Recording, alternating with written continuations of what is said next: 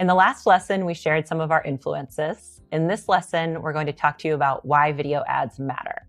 But before we do, we'll get into the project that we'll make through this course. We're going to walk you through the step-by-step process to write, film, edit, and promote a short video ad that you can run on Instagram or TikTok. We'll talk you through how to create the messaging strategy and make sure that you're really representing your business in the best way. Before we start building our video strategy, let's ground ourselves in why video matters. It is becoming the primary way that people like to both engage and communicate with one another on the internet. A huge reason for this shift is two things. First, it's how we create content. We have mobile phones in our pockets at all times. Secondly, it's how we consume. More than 75% of video views happen on mobile devices.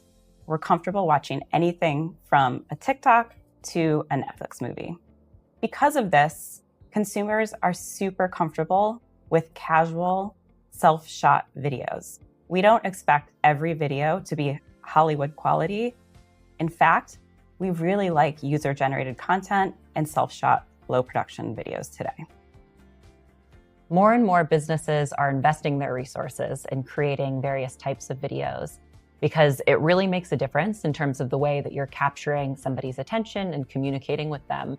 You think about the way that we interact with a lot of brands on something like Instagram.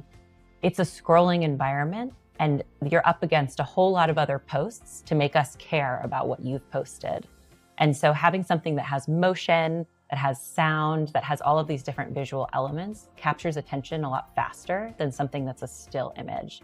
And through video, you can start to evoke more emotion. There's a lot of power in the storytelling you can do versus other mediums. So in the next lesson, we'll talk to you about the common types of videos that businesses can have.